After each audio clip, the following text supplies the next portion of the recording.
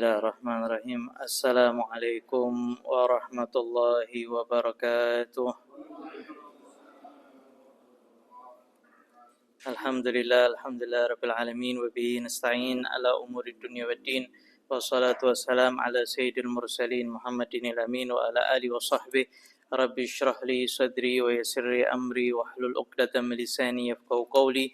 Wahdi qalbi wa saddid lisani bihaqqi sayyidina Muhammadin sallallahu alaihi wa ala alihi wa sahbihi wasallam. Allahumma salli wa sallim ala sayyidina Muhammadin miftahi babi rahmatillah adada ma fi ilmillah salatan wa salaman daimaini bidawami mulkillah wa ala alihi wa sahbihi amma ba'd.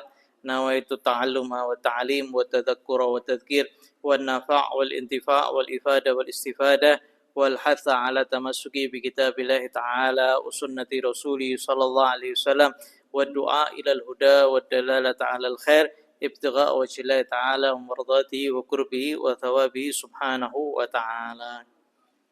Alhamdulillah, kita lanjutkan kembali masih berkaitan tentang yang membatalkan wudu. Kemudian yang membatalkan wudu adalah wa massu farzil adami bi batnil kaffi wa massu khalaqati duburi alal jadid. Dan yang membatalkan wudu adalah menyentuh kemaluan anak Adam dengan telapak tangan. Ya.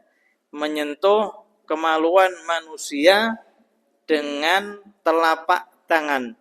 Dan juga menyentuh dubur dengan telapak tangan. Jadi kubul sama dubur. Dan ini mencangkup semua manusia dan itu baik muhrim atau enggak mahram. Mahram atau enggak mahram. Batalkan wudu. Ya. Meskipun kemaluan kita sendiri maka membatalkan wudu. Tetapi hanya cuma berkaitan dengan apa? Telapak tangan ini saja.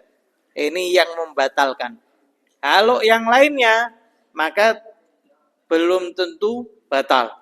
Kalau yang lainnya sentuh dengan yang lainnya, nah di situ ada ikatan mahram, maka tidak batal. Kita punya kemaluan, kemudian kita sentuhnya dengan apa? Dengan sini punggung tangan kita, maka itu tidak membatalkan. Jadi kalau yang menyentuh kemaluan hanya dengan apa? Batnul kaf, telapak tangan sini saja. Baik itu manusianya masih kecil atau sudah besar. Ya, ini tidak berkaitan dengan syahwat. Ya, mau besar, mau kecil, atau hidup atau mati. Orangnya masih hidup atau sudah mati. Kalau kita sentuh juga batal. Baik laki-laki ataupun perempuan. Ya. Baik kemaluannya sendiri atau kemaluannya lainnya. Wa ammal bahimatu fala yantaqitul wudu'u bimassi farjiha. Adapun kalau binatang maka tidak batal ketika kita menyentuh daripada kemaluannya. Kalau binatang tidak, tapi kalau manusia maka batal daripada wudu'nya. Dan di sini dikatakan batinul kaf. Batinul kaf itu bagaimana? Kalau kita mau tahu telapak tangan yang membatalkan itu kita dengan cara apa? Menempelkan. Menempelkan tangan kita gini. Yang tidak terlihat itu namanya batin. Yang nempel itu apa? Batin. Ya. Kalau yang terlihat ini ujung-ujungnya ini apa? Ini bukan batin. Jadi yang tertutup aja. Kalau jempol diginikan. Nah, ini yang tertutup itu namanya apa? Batin. Jadi kalau misalkan yang terlihat ini masih apa? Zahir. Yang membatalkan halnya apa? Yang batin, yang tidak terlihat ini. Yang tidak terlihat ini kalau ditutup maka itu namanya batin dan itu yang membatalkan daripada wudu ketika menyentuh daripada kemaluan. Ya. Adapun kalau dubur maka apa? Lubangnya itu saja, bunderannya itu saja. Adapun samping-sampingnya itu, bokongnya itu dia tidak membatalkan wudu. Hanya khusus pas lubang untuk mengeluarkan daripada kotoran, itu lubangnya itu dinamakan halaqahnya, halaqatul dubur, itu saja yang membatalkan daripada wudu. Ya, adapun bokongnya, dagingnya itu yang buat kita duduk, itu tidak membatalkan daripada wudu, ya. Dan itu diambil daripada hadis Nabi Muhammad sallallahu alaihi wasallam. Beliau bersabda, "Idza afdha ahadukum biyadihi ila farjihi laisa dunahuma hijab wala sitr faqad wajaba alaihi alwudu." Nabi Muhammad sallallahu alaihi wasallam beliau mengatakan, apabila salah satu di antara kalian itu menyentuh kemaluannya dengan tangannya dan tidak ada penghalang, tidak ada pakaian, faqad wajaba alaihi wudu, maka dia diwajibkan untuk berwudu. Nah, dari sini kenapa kok telapak tangan? Karena Nabi Shallallahu Alaihi Wasallam itu pakai kata afdha. Afdha secara bahasa di dalam bahasa Arab itu adalah menyentuh dengan batin telapak tangan. Ya, makanya ketika kita itu membahas sebuah hadis itu harus kembalinya kemana? Ke urf zaman dahulu. Kalau syariat itu menjelaskan, maka kita kembali ke syariat. Kalau syariat tidak menjelaskan, kembali ke pemahaman urfi di zaman dulu. Pemahaman itu bagaimana di masyarakat Arab ketika itu atau di zaman Nabi SAW. Ketika dua ini tidak ada, maka kembalinya kemana? Ke bahasa. Nabi mengatakan afdha secara bahasa itu menyentuh dengan apa? Telapak tangan. Ya. Maka Imam Syafi'i menyimpulkan bahwasanya menyentuh dengan telapak tangan batinnya, maka itu membatalkan daripada wudu. Ya. Kemudian di sini penjelasan tentang bagaimana seseorang kalau seandainya ragu, ya, sudah wudu, kemudian batal atau enggak, atau tadi wudu atau enggak. Ya. Di sini dikatakan wa man tawaddaa thumma syakka hal intaqadha wudu'uhu am la akhadha bil wudu' li'annahu mutayakkinun annahu tawadda' wal yakin la yazulu bisyak. Ya. Barang siapa yang kemudian dia berwudu, habis wudu kemudian dia ragu apakah tadi wudunya itu batal atau tidak, maka dia harus mengambil keputusan bahwasanya dia memiliki wudu. Kenapa kok seperti itu? Karena dia yakin kalau dia itu wudu. Dia ragu kalau dia itu batal atau enggak. Ya. Maka diambil yang yakin. Dan ini satu kaidah, wal yakinu la yazulu bisyak. Sesuatu keyakinan itu tidak bisa dihilangkan dengan sebuah keraguan atau kemungkinan. Ya. Jadi kalau misalkan jenengan itu ragunya itu batal atau enggak, maka diambilnya wudu. Karena saya yakin sudah wudu, tapi saya ragu batal atau enggak. Tapi kalau sebaliknya, saya yakin saya kentut tadi. Tapi saya lupa, saya tadi wudu apa enggak ya? Berarti yang ragu yang apa? Yang wudu kan ragu. Saya tadi wudu apa enggak ini? Tapi kalau kentut, saya yakin saya kentut. Konco saya kebauan, ngamuk dia. Saya ingat itu, oh iya, saya tadi kentut. Teman saya ini marah. Dia ingat.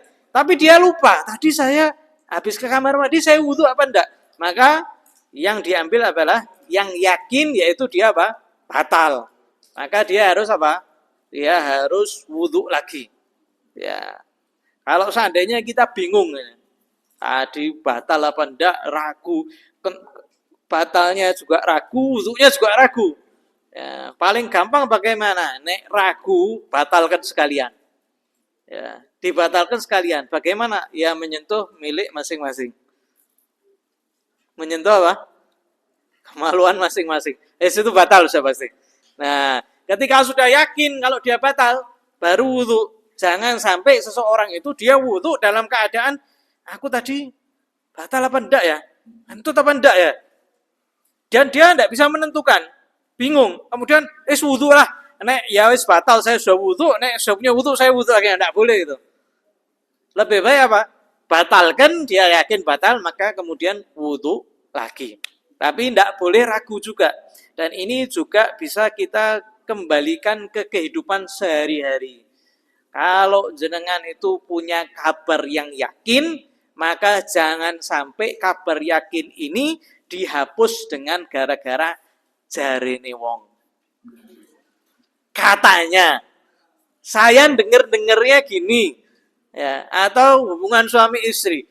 Saya dengar suami saya di luar seperti ini. Ya, sedangkan itu baru apa? Keraguan, kemungkinan. Ya, jangan sampai kemungkinan ini malah langsung dijadikan sebagai satu keyakinan. Kita harus ingat kaidah ini. Selama itu suatu keraguan tidak boleh menggantikan yang namanya keyakinan. Kalau jenengan ini pakai kaidah ini di kehidupan sehari-hari, aman jenengan. Ya, oh katanya seperti ini, ragu gitu. Nah, saya punya kabar yakin. Ya, kabar yakin ini tidak bisa kamu rubah dengan katanya. Sampai kamu tunjukkan bukti ke saya, kalau kabar yang kamu bawa ini benar. Baru saya bisa gantikan ini. Oh iya, ternyata dia benar. Tapi selama itu kabarnya itu masih belum yakin, maka jangan jadikan kita terima kabar itu sebagai sebuah keyakinan. Setelah sebuah keyakinan kita sampaikan lagi ke orang, dan orangnya menyangka juga itu sebuah keyakinan. Padahal itu hanya katanya orang dan tidak jelas. Ya. Jadi kaidahnya setiap yang yakin itu tidak bisa dihapuskan dengan keraguan. Ya. Kemudian dikasih contoh lagi di sini, faman lamisa imra'atan thumma syakka hal lamisa basharataha am annahu lam yalmas siwa sya'raha. Kalau seandainya seseorang itu menyentuh perempuan, tapi dia ragu ini, tadi saya kesentuhnya itu kulitnya atau cuma rambutnya dok? Ragu nih. Tadi kesentuhnya itu kulit apa? Rambut. Ya. Maka apa? Humila ala syar. Maka dianggap menyentuh apa? Rambutnya karena dia itu yakin dia punya wudu, tapi dia ragu tadi nyentuhnya kulit apa? Rambut. Ya, kalau rambut kemarin sudah dijelaskan rambut, gigi, kemudian kuku itu kan tidak membatalkan daripada wudu. Jadi kondisi ini juga sama, dia ragu batal atau enggak, tapi dia punya apa? Keyakinan bahwasanya dia punya wudu. Maka yang diambil adalah yang yakin. Ya.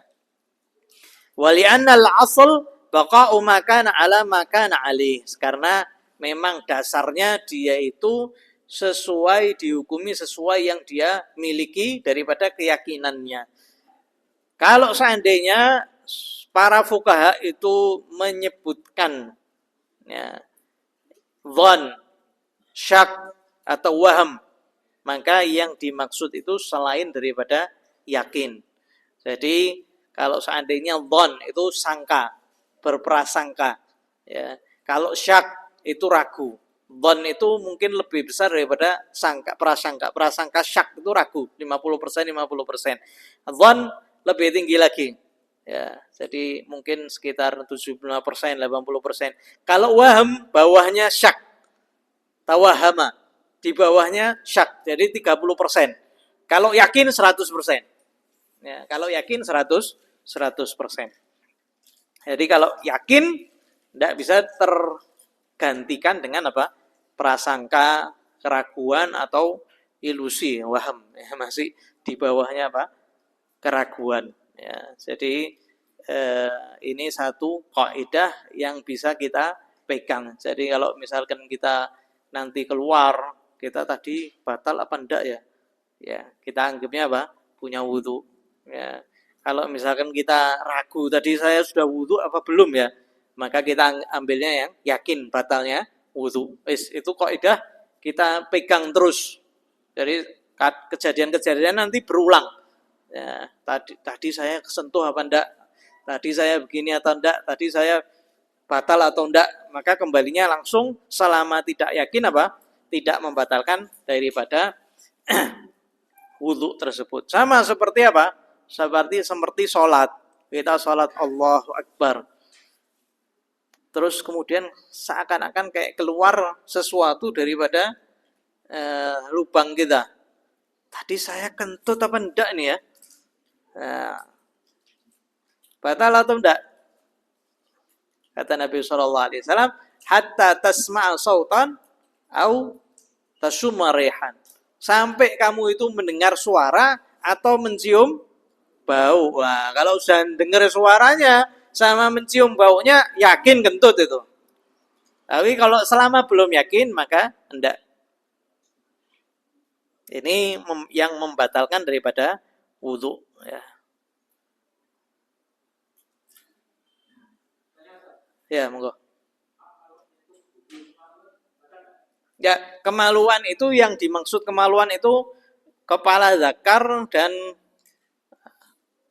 apa namanya? Batangnya. Kalau perempuan yang nampak ketika dia jongkok. Ya, itu yang membatalkan. Adapun selainnya itu bukan termasuk daripada farj atau kemaluan. Ya, jadi itu saja yang membatalkan. Sama seperti dubur. Dubur itu lubangnya saja. Ada lagi atau kita lanjut? Oke, monggo.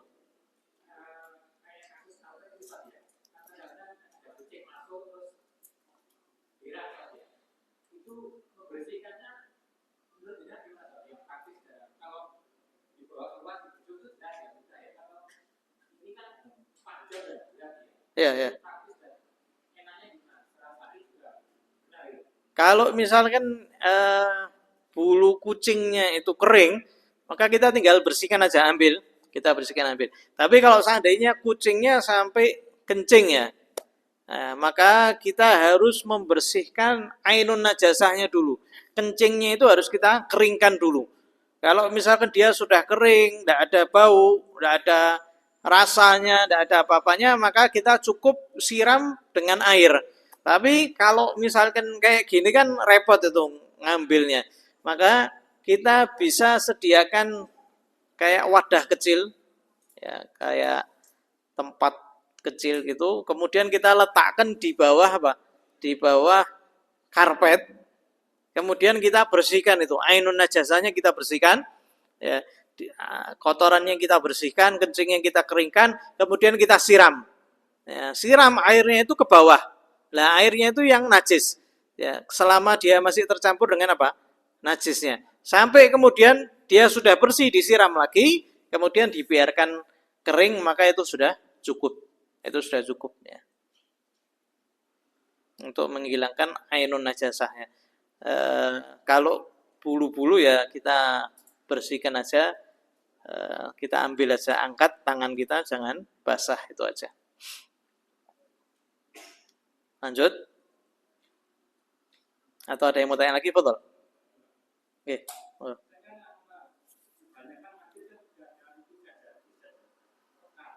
Oke.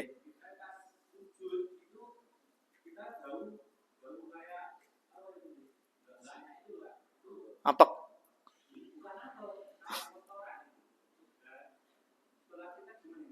Nah, itu kembali ke syak gitu. Nah, itu kembalinya ke hukum syak. Apakah ini najis atau enggak? Nah, kita lihatnya zahirnya tidak ada najis. Maka lanjutkan sholatnya. Sampai kita yakin bahwasanya bau itu berasal daripada najis. Tapi kalau misalkan enggak ada masalah. Kita lanjut. Kita ngelihatnya apa? Zahirnya bersih. Kita ngelihatnya zahirnya itu bersih. Kering, tidak ada apa-apa, cuma ada bau. Nah, bau ini kita tidak tahu ini baunya ini berasal dari apa. Nah, selama kecuali kalau misalkan kemudian kita ngata, loh, tadi saya cium ini bau. Nah, kemudian ada orang, oh, tadi ada yang ngising di situ bayi misalkan. Nah, ini yakin sudah. Wah, iya berarti ini sumbernya dari apa? Najis. Nah, maka sholat kita tinggal kita ulang karena sudah tabayyan, sudah terbukti bahwasanya sholat kita itu menyentuh yang najis. Tapi selama ndak, ya, ndak ada masalah. Sampai kita ndak tahu ya, selama kita ndak tahu ini bukan najis dan kita ndak tahu ini sumbernya apa, ya kita sholat seperti biasa dan hukumnya dihukumi secara zahirnya saja. Itu kembali juga permasalahan keraguan itu tidak membatalkan yang yakin. Ragu apakah ini najis atau enggak ya, kotoran apa enggak ya. Ya, sedangkan kita ngelihatnya itu zahirnya bersih, maka diambil yang bersihnya. Sama, nanti ketemu permasalahan juga seperti itu juga nanti. Ada lagi? Oke.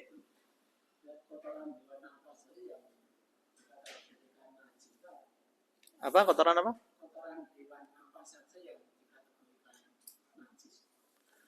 Setiap daripada kotoran hewan selain daripada anjing dan babi itu dia najisnya mukhaffafah ya. Mutawassithah, mutawassithah yang sedengan, yang sedang mutawassithah. Kalau anjing dan babi maka dia mughalladhah. Ya, apa namanya? Eh, berat ya. Harus digantikan dengan dibasuh dengan 7 kali basuhan, salah satunya dengan tanah. Adapun kotoran-kotoran yang lain maka dihukumi najis. Meskipun ada pendapat juga yang binatang yang bisa dimakan itu kotorannya tidak najis. Karena Nabi Muhammad SAW itu pernah memerintahkan ketika ada orang yang sakit, diperintahkan untuk minum daripada kencing unta. Sebagian orang berpendapat bahwasanya kencing unta itu suci. Ya. Tapi pendapat yang muktamad, ya, pendapat yang mengatakan bahwasanya itu tetap najis, hanya saja Nabi SAW memperbolehkannya untuk berobat. Jadi kencingnya itu tetap najis, tapi dibolehkan untuk berobat. Jadi kalau kita mau, ya kalau kita sakit ya baru boleh minum kencing unta. Tapi kalau misalkan kita datang ke Mekah, sunnah minum kencing unta, ya enggak seperti itu ya. Hanya saja kalau misalkan sakit, ya kita monggo diperbolehkan. Nah dari situ para ulama boleh kalau misalkan kita itu mengambil obat dengan sesuatu yang najis kalau tidak ada obat yang lain. Atau kalau kita tahu bahwasanya ini betul-betul manjur, obat yang lain belum tentu manjur, maka itu diperbolehkan. Ya, jadi kalau misalkan ada satu tempat yang memang dia kita pernah ngajar satu ya hal semacam ini, kemudian diceritakan di salah satu daerah itu buat rumahnya pakai kotoran sapi itu. Ya, anak kira waktu itu disebutkan di Wonogiri atau berapa itu masih pakai itu. Nah, dalam keadaan semacam itu kita boleh ngambil pendapat yang mengatakan kotoran yang boleh dimakan itu tidak najis. Jadi kalau misalkan sudah tersebar balak satu daerah banyak kotorannya, ya kita boleh ngambil pendapat itu. Tapi pendapat asalnya yang muktamad itu semuanya najis. Oke.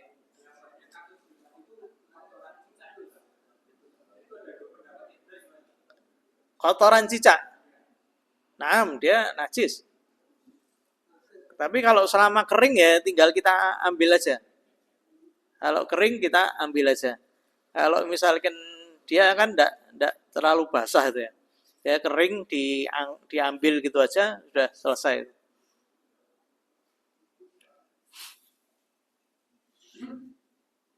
Soalnya ya cicak enggak bisa dimakan.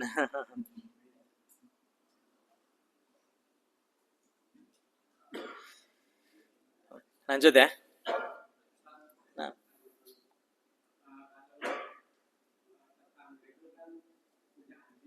Ya. Ya.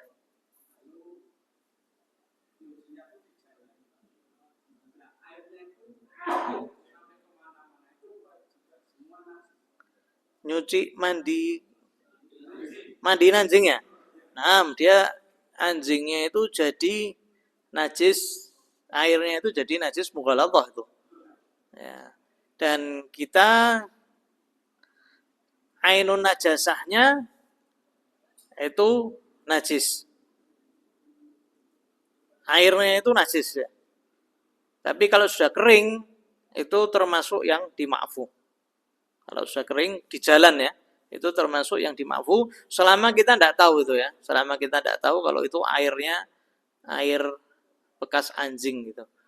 Ya, karena sulit bagi kita itu menghindari najis di jalan, sulit. Dan setiap yang sulit itu diangkat oleh syariat.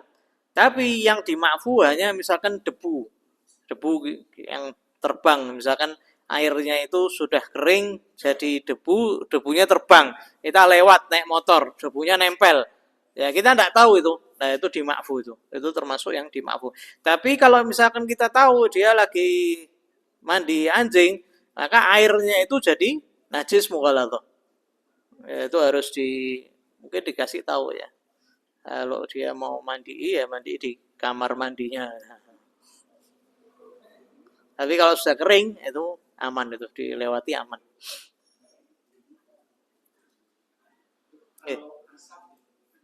Asap. Betul betul. Bakar sate babi ya, sate anjing. Nah. Betul. Jadi kemarin kita pernah ditanya juga, kita kemudian kita telusuri, memang asapnya najis itu najis. Ya, kalau misalkan sedikit itu masih ma'fu, tapi kalau sudah sampai nempel itu apa? Najis itu.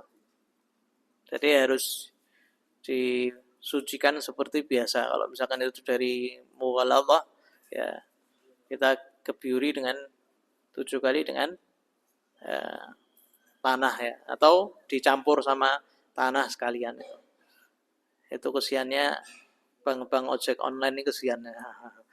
Takutnya atau di pas perempatan itu, kita perempatan nunggu, subhanallah ada ya nyati babi misalkan. Nah, kita ngenteni kena terus wi. Nah, kalau yang yasir ada yang mengatakan apa? Kalau yang sedikit itu ada yang dima'fu, ada yang mengatakan tidak ma'fu. Jadi lebih baik di hati-hati aja ya. Diperhatikan hati-hati.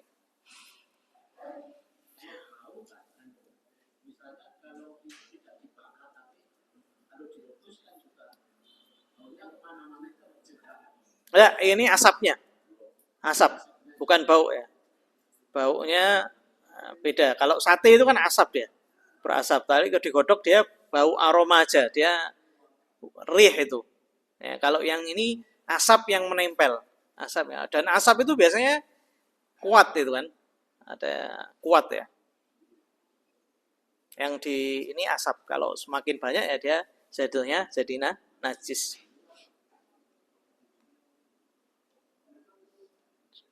Lanjut ya. Faslun fi mujibatil ghusl. Fasal yang menjelaskan tentang hal-hal yang mewajibkan mandi. Wal ghuslu ya. Ghuslu secara bahasa artinya sailanul ma' 'alal jasad, mengalirkan air ke jasad. Itu namanya ghuslu, atau bahasa Indonesia membasuh. Harus adalah apa? Aliran air. Aliran air. Wa syar'an sailanul ma' 'ala jami'il badan ma'an niyyah. Dan secara syariat mandi besar itu adalah mengalirkan air ke seluruh badan dibarengi dengan niat. Ya, niat mandi besar. Walladhi yujibul ghusla sittatu asya'. Thalatha tashtariku fiha ar-rijal wan nisa wa hiya al-iltiqa'u khitanain. Dan yang mewajibkan mandi itu ada 6 perkara. 3 perkaranya itu ada pada laki sama perempuan. Yang pertama, iltiqa'u khitanain. Bertemunya 2 khitan. Ya, ini bahasa yang dihaluskan oleh Nabi Muhammad SAW. Jadi Nabi Muhammad SAW itu ketika beliau mau berbicara, beliau itu memilih kata-kata yang bagus, tidak memilih kata-kata yang buruk. Ya. Jadi ketika mau beliau menjelaskan tentang diwajibkannya mandi ketika berhubungan suami istri, maka Nabi Muhammad SAW itu mengatakan idzal taqa khitanani faqad wajabal ghusl. Kalau seandainya 2 yang dikhitan itu bertemu suami istri, maka diwajibkan apa? Mandi. Ini pilihan bahasa daripada Nabi Muhammad SAW. Maka kita pun harus juga memilih bahasa yang bagus. Dan Allah Subhanahu Wa Taala membenci seseorang yang lisannya itu buruk, jorok, ya, yang suka misuh-misuh itu, ya, yang sidik-sidik diakhiri dengan bisuhan. Nah, itu dibenci sama Allah Subhanahu Wa Taala. Jangan anggap remeh. Ya, apalagi kalau pas kejeduk, waduh misuh. Ceduk, aduh misu. Nah, pas dicabut nyawa itu sakit, Pak. Nah, pas dicabut nyawa, pas misu. Nah, meninggal dalam keadaan misu. Makanya hatta lagi sakit kita astagfirullah innalillahi wa inna rajiun. Ya, dan dibiasakan itu. Kalau tidak dibiasakan ya terbiasa. Dan kita bakal ngikut orang-orang di sekitar kita. Kita punya temen tongkrongannya misuan. Ya lama-lama mau enggak mau miso. Mau enggak mau itu. Mau enggak mau. Makanya ketika kita pelajari Nabi Muhammad SAW ketika mau berbicara itu beliau memilih kata-kata yang bagus. Ya. Meskipun di dalam menjelaskannya kita kalau lagi taklim kita harus menjelaskannya dengan apa? Dengan bahasa yang jelas. Karena takutnya orang itu apa? Salah paham. Makanya dikatakan la haya afiddin. Tidak ada yang namanya malu kalau seandainya itu berkaitan tentang menjelaskan agama. Jadi harus apa? Harus jelas.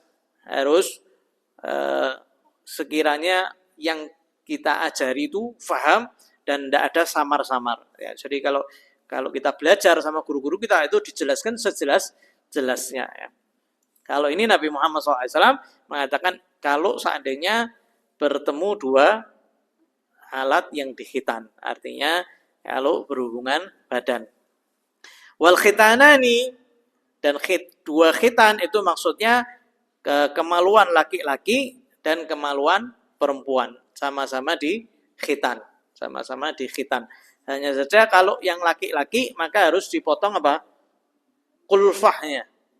Ya, kulfah itu yang menutupi kepala dzakar.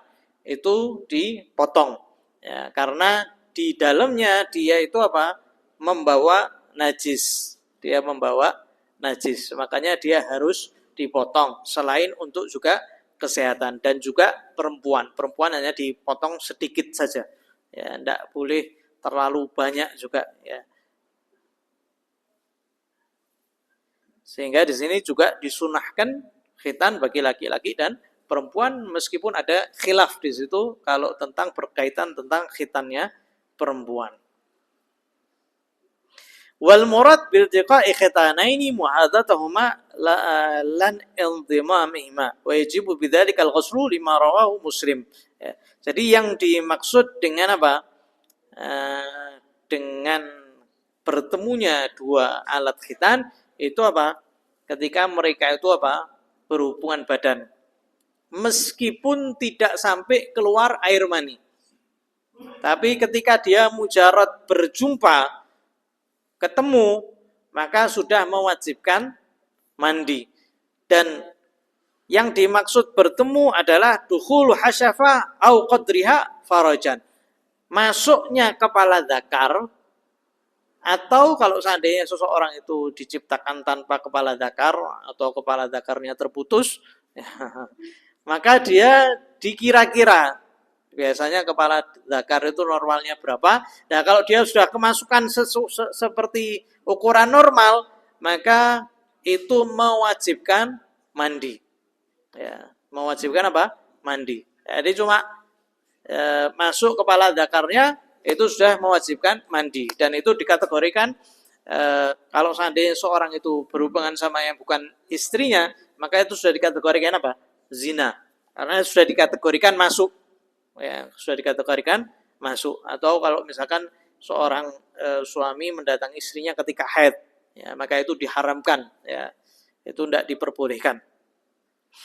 Itu juga sama.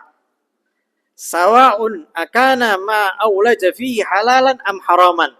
Baik yang dimasukkan itu yang dihalalkan baginya atau yang diharamkan. Ya, halal istri, haram istri orang atau orang lain, itu haram, berzina. Ya, kemarin sudah diceritakan bahwasanya nanti kalau orang-orang itu yang dia itu terbiasa untuk berzina, sedangkan dia punya istri, maka nanti di hari akhirat ya, dipersiapkan dua makanan, satu makanan enak, daging yang matang, satu daging yang busuk, malah dia apa? Disuruh atau mengambil makan yang busuk waliyadzubillah. Dan zani muhsan, orang yang zina sedangkan dia itu sudah pernah bersuami atau beristri, itu tidak dimuliakan sama sekali di dalam syariat. Ya, terhina. Sama seperti apa? Ya, golongannya itu sama seperti kalbu akur, khinzir. Sama seperti anjing yang gila, sama seperti orang-orang yang murtad. Itu tidak dihormati sama sekali dalam syariat. Sehingga sampai mereka itu bertobat. Kalau tobat Allah Subhanahu wa taala yang bakal menerima daripada tobatnya. Tapi dosa yang dilakukan, dosanya sama-sama zina, tapi dilakukan sama orang yang sudah pernah menikah atau orang yang masih beristri, sama dosa zina yang dilakukan pemuda itu beda jauh. Pemuda itu masih wajar lah istilahnya. Ya bukan kita kategorikan tidak ada masalah. Cuma lumrah lah, anak muda kadang akalnya masih belum sempurna, dia masih terbunuh dengan syahwatnya. Tapi kalau daripada orang yang sudah tua, sudah beristri atau sudah pernah, kemudian dia melakukan zina, dosanya lebih parah Pak, yang sudah pernah beristri ini. Ini namanya zani muhsan. Makanya kalau seandainya dia sudah beristri kemudian dia berzina, ya dirajam. Tapi kalau anak pemuda itu di mana? Dicambuk ya. Sehingga ya, itu tetap mewajibkan mandi ya. Baik halal atau haram. Biqasdin atau bighairi qasd. Baik masuknya sengaja atau tidak sengaja. Fayajibul ghuslu 'alal mulij ya. Maka yang memasukkannya itu apa? Wajib mandi. Adapun yang dimasuki maka wajib mandi kalau seandainya dia adalah seorang manusia yang baligh, yang akal. Ya, manusia baligh dan akal. Fa in kana aduma insanan hayyan wal akhar maitan aw hayawanan wajib al-ghuslu al-insani hayy faqat. Kalau seandainya seseorang itu atau salah satunya itu manusia hidup, kemudian yang lawannya itu mayit ya, atau hewan, maka yang diwajibkan mandi cuma yang hidup saja. Dan ini termasuk dosa besar ya. Ya, subhanallah ya. Mungkin waktu kita baca kayak gini, mungkin heran ya, kok bisa. Tapi ternyata sekarang sudah zamannya juga gila. Kadang ada yang senengnya sama mayit, alhamdulillah. Atau hewan, alhamdulillah. Ya, makanya itu dipentingkan yang namanya belajar, karena dulu ada seorang ahli ibadah luar biasa. Ya, kemudian ada orang yang tanya, sebentar kamu ini ibadah terus, dan kamu itu sudah waktunya nikah, kok tidak nikah-nikah? Bagaimana kamu mengatasi daripada syahwatmu? Maka orang itu dengan mudahnya mengatakan, gampang. Saya punya keledai betina ini, kalau saya syahwat saya datangi itu. La haula wala quwwata illa billah. Kamu ibadah tahunan ibadah sama Allah, sedangkan kamu itu mendatangi hewan ini. Iya. Kenapa? Itu haram, itu termasuk dosa besar. La haula wala quwwata illa billah. Ya. Sehingga diwajibkan kita itu apa? Belajar, ya. Dan hukum fikih ini dibahas semuanya. Kalau hukum fikih itu dibahas semuanya. Sehingga itu diwajibkan untuk mandi ya.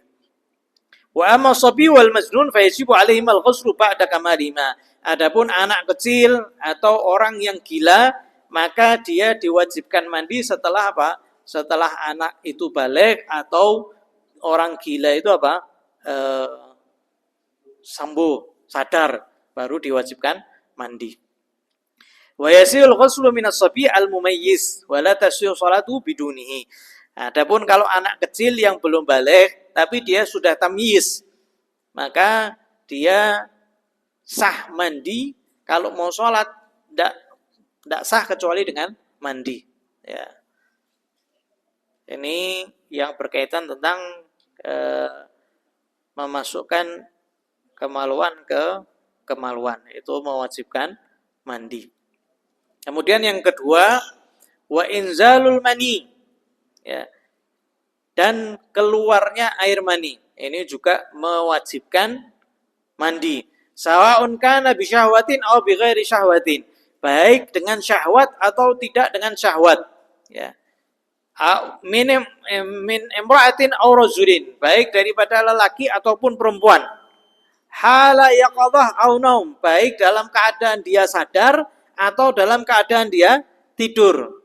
Fayajibul ghuslu, maka yang keluar mani itu wajib apa? Mandi.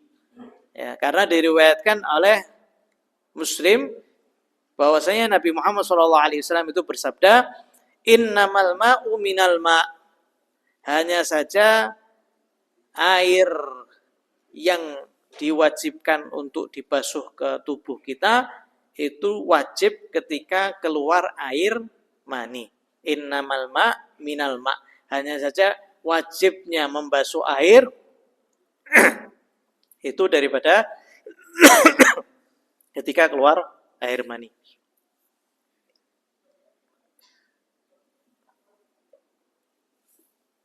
Jadi ini zaman dulu ada sebagian sahabat itu beliau lagi berhubungan suami istri, kemudian tiba-tiba dia harus ada kejadian, dia harus keluar, dia tinggalkan istrinya dalam keadaan belum keluar daripada air mani. Maka kemudian ditanya Nabi oleh Nabi Muhammad SAW, maka Nabi Muhammad SAW itu jawabnya innamal ma' minal ma', hanya saja diwajibkan mandi itu kalau keluar air mani. Akan tetapi hadis ini itu sudah diganti. Jadi awalnya ya diwajibkan mandi itu kalau apa? Kalau keluar mani. Kalau misalkan hubungan suami istri kemudian dia tidak keluar, maka dia cukup membersihkan kemaluannya kemudian wudu. Itu di awal Islam, di awal itu seperti itu. Kemudian Nabi Muhammad SAW mengatakan idza taqa khitanani, kalau berjumpa dua khitan maka wajib mandi, sehingga hadis yang ini itu dihapus. Ya, jadi terkadang Nabi Muhammad SAW itu juga memberikan arahan yang baru. Makanya ketika kita itu mempelajari, maka kita itu enaknya mempelajari langsung daripada para ulama, karena para ulama yang sudah mempelajari seluruh hadis, jadi tahu mana yang sudah bisa, mana yang dipakai, mana yang sudah dihapus, sehingga ketika seseorang itu keluar mani maka dia wajib untuk mandi. Wallahu a'lam. Ada yang mau ditanyakan?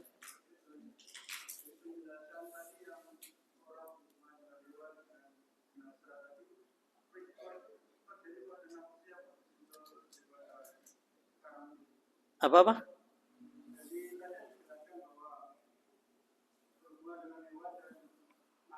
Ya.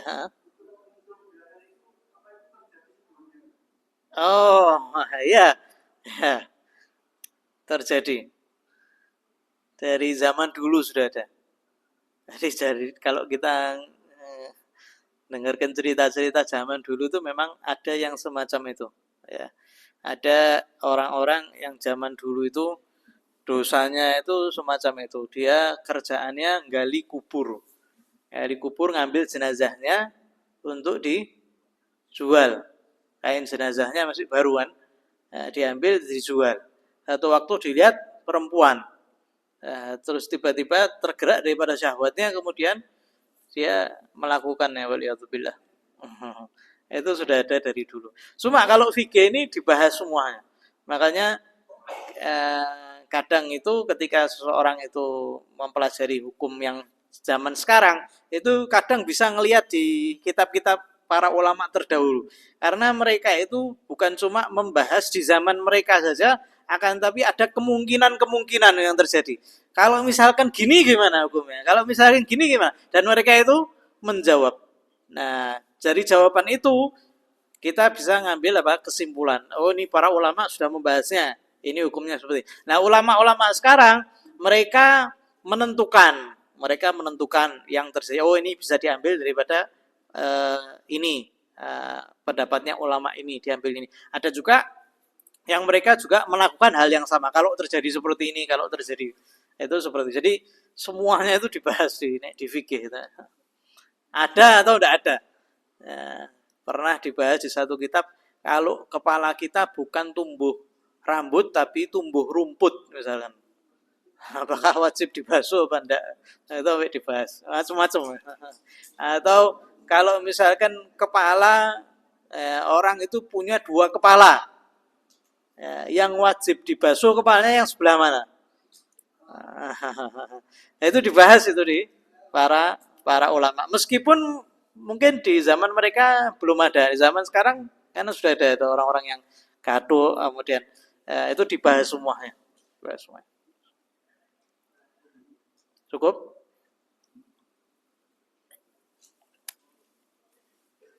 Wallahu a'lam bishawab. Fatihah binatul qabul. Tamam min kulli sulma ma usrashin.